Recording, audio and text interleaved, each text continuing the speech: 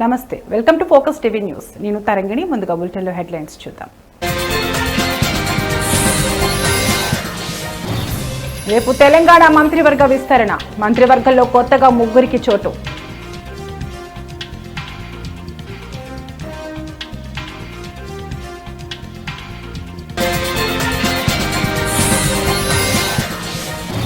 TDP ఎమ్మెల్యేలకు CM Chandrababu warning. One-time ఎమ్మెల్యేలుగా మిగిలిపోవద్దంటూ హెచ్చరిక.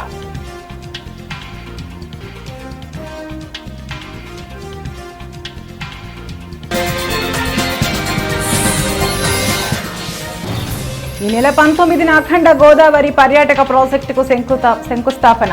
పవన్ పురంధరేశ్వరేల చేతుల మీదుగా ప్రారంభం.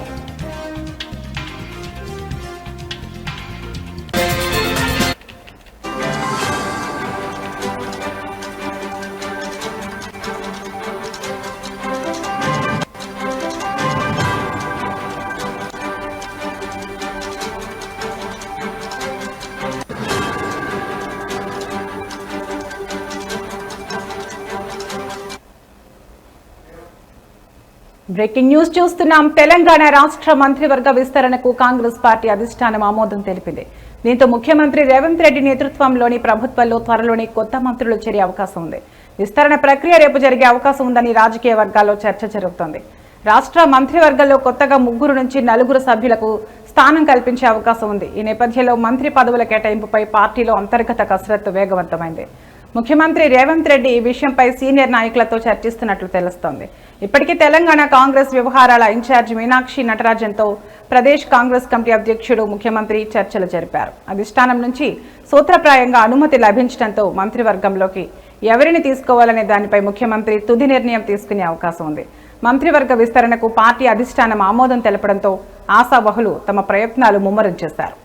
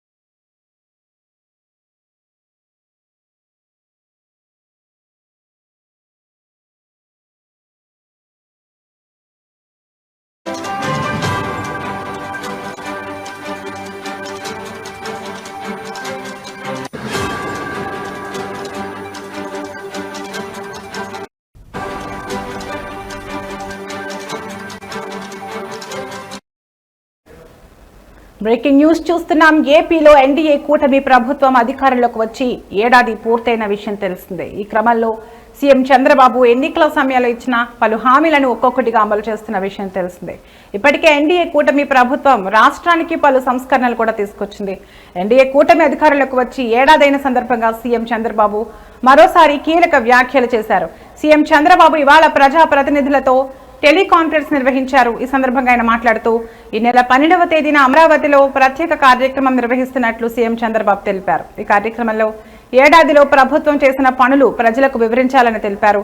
ఈ తరుణంలో ఎన్డీఏ కూటమి ప్రజా సంక్షేమమే లక్ష్యంగా పనిచేస్తుందని అన్నారు. ఈ క్రమంలో ఎమ్మెల్యేల గురించి మాట్లాడుతూ కూటమిపై ఎన్నో ఆశలతో ప్రజలు గెలిపించారని, ఎమ్మెల్యేలందరూ అందుకు అనుగుణంగా నడుచుకోవాలని సీఎం చంద్రబాబు కోరారు.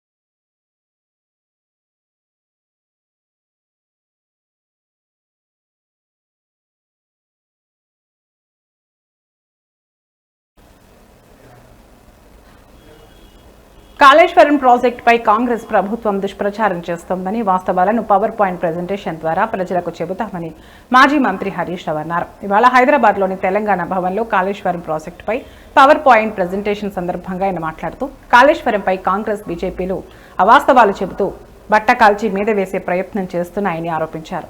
క్షేత్రస్థాయిలో పర్యటించిన కాళేశ్వరంపై వాస్తవాలను ప్రజలకు వివరిస్తామని అన్నారు. పొరుగు రాష్ట్రం ఆంధ్రప్రదేశ్ బనకచర్ల ప్రాజెక్టుకు ప్లాన్ చేస్తున్న కాంగ్రెస్ ప్రభుత్వం నెత్తిన తడిగుడ్డ వేసుకుని చూస్తూ కూర్చుందని కామెంట్ చేశారు. అది కాళేశ్వరం వాడకుండా కాదు, మనకు ఈసారి మంచి వర్షాలు పడ్డాయి. నార్మల్ రెయిన్ఫాల్ కంటే లాస్ట్ ఇయర్ ఎక్సెస్ రెయిన్ఫాల్ ఉంది తెలంగాణలో.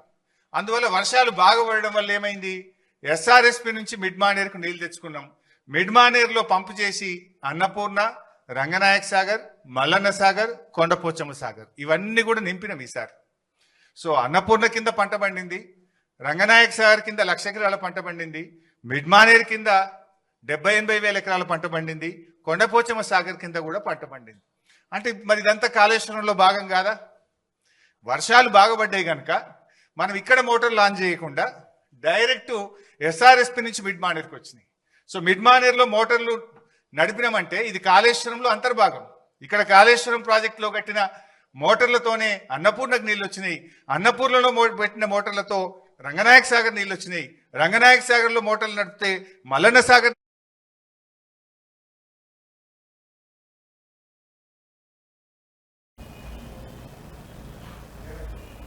జగిత్యాల జిల్లా థరూర్ గ్రామంలో రెడ్డి ఫంక్షన్ హాల్ సమీపంలో గల ఓ ప్లాస్టిక్ స్క్రాప్ దుకాణంలో అగ్ని ప్రమాదం సంభవించింది.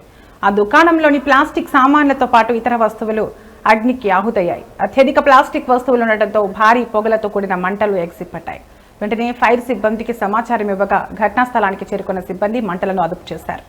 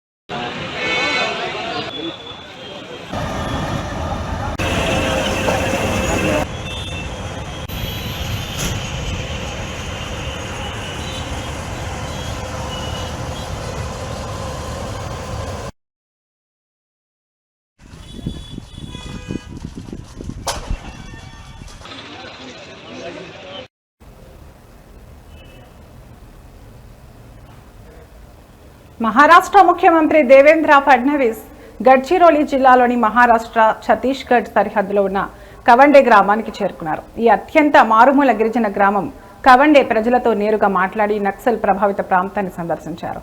గడ్చిరోలి జిల్లా ఎస్సీ నీలోత్పల గారు ఏర్పాటు చేసిన గడ్చిరోలిలో లొంగిపోయిన 13 మంది మాజీ నక్సలైట్ల సామూహిక వివాహ వేడుకలో ముఖ్యమంత్రి పాల్గొని నూతన వధూవరులకు నూతన జీవిత శుభాకాంక్షలు తెలిపారు.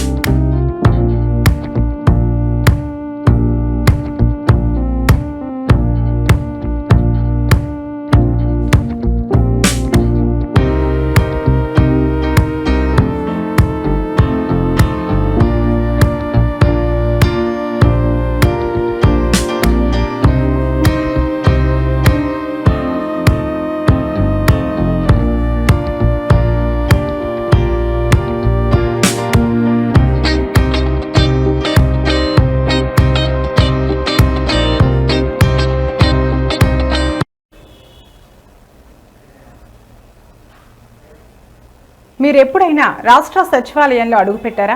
పోనీ అక్కడ ఉద్యోగం వస్తే వద్దంటారా?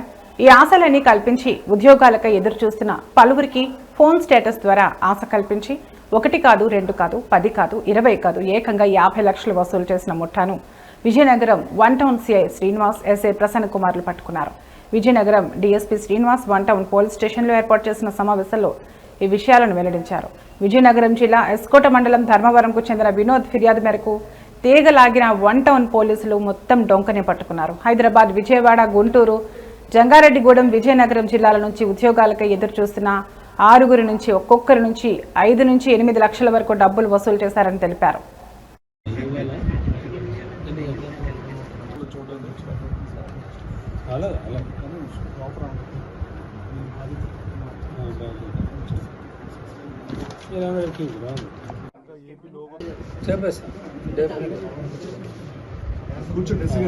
ఎక్కడది అక్కడ కూర్చోబెట్టి క్యాంటీన్లో భోజనం చేయించారు.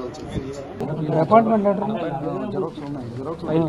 మనకి 22/2/2025 ఈ సిరికి వినోద్ అని ఒక కుర్రోడు 1 టౌన్ పోలీస్ స్టేషన్లో ఒక రిపోర్టు ఇచ్చారు. దాని సారాంశం ఏంటంటే ఫారెస్ట్ డిపార్ట్మెంట్లో, రెవెన్యూ డిపార్ట్మెంట్లో మేము outsourcing jobs, record assistants, helpers, junior clerks ఇస్తామని దాని మీద డబ్బులు తీసుకోవడం జరిగింది. డబ్బులు అయితే తీసుకున్నారు కానీ జాబ్స్ ఇప్పించలేదు. ఆయన ఇచ్చిన రిపోర్ట్ మీద మన 1 టౌన్ సిఏ గారు ఎఫ్ఐఆర్ నమోదు చేశారు. ఇన్వెస్టిగేషన్ మన లక్ష్మీ ప్రసన్న గారికి ఎంట్రస్ట్ చేశారు. అయితే ఇందులో ఎక్యూజ్డ్ సుజిత్ అనే ఒక ఆయన ఉన్నాడు, విజయనగరానికి సంబంధించిన అతను. వాట్సాప్లో స్టేటస్ పెట్టుకున్నాడు. ఏం స్టేటస్ పెట్టాడంటే అవుట్సోర్సింగ్ జాబ్స్ ఇప్పిస్తాం, మీరు అప్రోచ్ అవ్వండి. దాని మీదట విజయనగరం ప్లస్ ఏలూరు, గుంటూరు ఈ రేంజ్లో మన ఈ జిల్లాలకు సంబంధించిన ఒక 7 వ్యక్తులు ఇతనికి అప్రోచ్ అవ్వడం జరిగింది. వినోద్కి సుమారు 53 లక్షల రూపాయలు ఇచ్చారు. కొంత ఆన్లైన్ పేమెంట్, కొంత ఆఫ్లైన్ పేమెంట్. ఇదంతా కూడా 2024-23లో జరిగింది. వీళ్ళు ఏంటంటే ఫేక్ ఐడీలు క్రియేట్ చేశారు ముద్దాయిలు. అలాగే ఈ నెల 19న రాజమహేంద్రవరంలో అఖండ గోదావరి పర్యాటక ప్రాజెక్టుకు శంకుస్థాపన జరుగుతుందని పర్యాటక శాఖ మంత్రి కందుల దుర్గేష్ వెల్లడించారు. Deputy CM Pawan Kalyan, MP Purandeswari చేతుల మీదుగా ఈ ప్రాజెక్టుకు శంకుస్థాపన చేయనున్నట్లు తెలిపారు. అఖండ గోదావరి ప్రాజెక్టుతో రాజమహేంద్రవరానికి, గోదావరి పర్యాటక ప్రాంతాలకు కొత్త సొబగులు రానున్నాయని ఆయన తెలిపారు. రాష్ట్రాన్ని పర్యాటక ఆంధ్రప్రదేశ్గా తీర్చిదిద్దుతామని చెప్పారు. అఖండ గోదావరి ప్రాజెక్టు పూర్తయితే హేవలాక్ వంతెన, కడియం నర్సరీలు, నిడదవోలు, కోట సత్తమ్మ ఆలయం సరికొత్తగా దర్శనమిస్తాయన్నారు.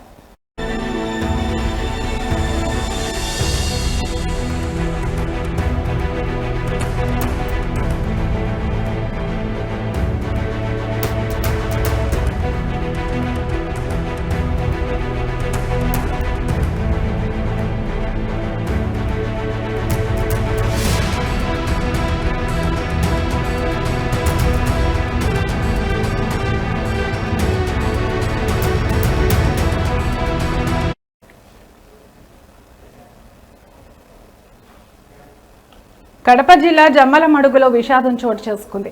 ముద్దనూరు రోడ్లోని పెన్నా నదిలో ఈతకు వెళ్లి తండ్రి మనోహర్, కుమారుడు జోయల్ గల్లంతయ్యారు. పట్టణ పోలీసులు సంఘటనా స్థలానికి చేరుకుని గజ ఈతగాళ్లతో గాలింపు చేపట్టారు. గజ ఈతగాళ్ల సహాయంతో మొదట కుమారుడు జోయల్ను బయటకు తీశారు. తర్వాత తండ్రి మనోహర్ను గజ ఈతగాళ్లు బయటకు వెలికి తీశారు. మృతుల కుటుంబ సభ్యుల రోదనలతో అక్కడున్న వారి మనసు కలిచివేసింది. జమ్మలమడుగు బీసీ కాలనీలో ఉన్న చెల్లిని చూడటానికి మనోహర్ కుటుంబంతో సహా వచ్చారు. అనంతరం కుటుంబంతో గండికోటకు వెళ్లి తిరిగి వస్తుండగా పెన్నా బ్రిడ్జ్ వద్ద తండ్రి, కొడుకు ఇద్దరు ఈతకు వెళ్లినట్లు మృతి చెందినట్టు తెలిసింది.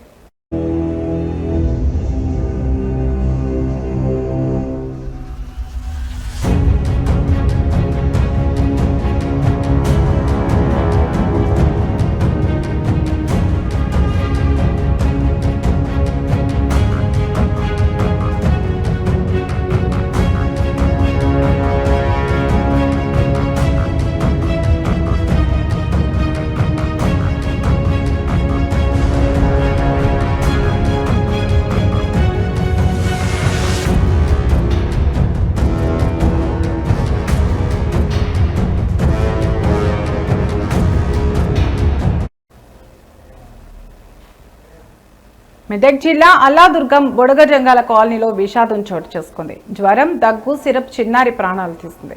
జ్వరం దగ్గు సిరప్ తాగి 5 ఏళ్ల చిన్నారి ప్రియ మృతి చెందింది. మరో చిన్నారి పరిస్థితి విషమంగా ఉంది. పోలీసులు తెలిపిన వివరాల ప్రకారం దంపతులు సాయమ్మ, సిద్ధయ్యలకు 5గురు సంతానం. నెల రోజుల క్రితం అల్లాదుర్గం PHC నుంచి జ్వరం దగ్గు సిరప్లను తల్లిదండ్రులు తీసుకొచ్చారు. నిన్న చిన్నారులకు జలుబు, జ్వరం రావడంతో 5గురు పిల్లలకు సిరప్ తాగించారు తల్లిదండ్రులు. సిరప్ తాగించిన కాసేపటికే చిన్నారి ప్రియ మృతి చెందగా మరో చిన్నారి ఐశ్వర్య తీవ్ర అస్వస్థతకు గురైంది. వెంటనే జోగిపేట ప్రభుత్వ ఆసుపత్రికి చిన్నారులను తరలించారు. దగ్గు మందు తాగిన తర్వాత రేణుక, శ్రీను, గణేష్ నార్మల్గానే ఉన్నారు. సిరప్ బాటిల్స్ కూడా ఇంకా గడువు ముగియలేదు. చిన్నారి మృతికి అధిక డోస్ కారణమా లేక ఇతర కారణాలు ఏమైనా ఉన్నాయా అన్న కోణంలో సంబంధిత అధికారులు ఆరా తీస్తున్నారు. చిన్నారి మృతితో తల్లిదండ్రులు కన్నీరు మున్నీరుగా వెలిపిస్తున్నారు.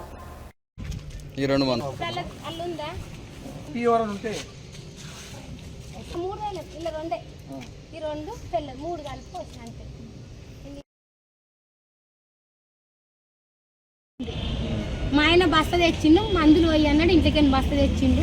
పోయి అంటే ఎప్పటికి పోసినా కాబట్టి ఆయన మందులు బస్త తెచ్చి నేను పోసిన గంటే నేను 5 మందికి పోసిన. నేను కూడా అవే గోళ్ళు వేసుకున్నాను సరకడాకాలు గోళ్ళు వేసుకున్నాను. నేను నాకు చేసి తీరమైందని అక్కడ అన్నం పెడతాను. నువ్వు పోయినా మళ్ళా కాకుట్టు ఆ రాత్రి నా బిడ్డను వేసుకొచ్చిన బతుకుతుండేనేమో సారు. మా అమ్మ కూడా దిష్టి బూగులు అన్నాడు. పాప ఇప్పుడు పొద్దుగాల ఇప్పుడు పొద్దుగాల చాయ్ దాప. ఇప్పుడు ఇంకో పాపకి ఎట్లుంది? ఆ పాప తీరం ఉంది. ఆ పాపలో ఎంత వచ్చింది ఇప్పుడు పొద్దుల చాయ్కి. అమ్మ చాయ్కి వస్తా అంటే రా అన్న చాయ్ తాగి బిస్కెట్ తిన్నది. ట్రీట్మెంట్ అవుతుందా? మంచిగా కూర్చుంటుంది, తింటా ఆకలి అవుతుంది అంటుంది. బాబు మంచిగా, పాప మంచిగా ఉంది. ఒక పాపకి ఇట్లా అంటే నేను అన్న ఇప్పుడు నా నడిపి బిడ్డ కూడా పొద్దుగాల వచ్చి చాయ్ ఈయన చూసి ఏమంటుంది. మా ఆయన బస్త తెచ్చిండు, మందులు పోయి అన్నాడు. ఇంటికని బస్త తెచ్చిండు. పోయి అంటే ఎప్పటికి పోసినా కాబట్టి ఆయన మందులు బస్త తెచ్చి నేను పోసిన గంటే. ఇవి ఇప్పటివరకున్న బులెటిన్ అప్డేట్స్. మరో బులెటిన్లో మళ్ళీ కలుద్దాం. నమస్తే.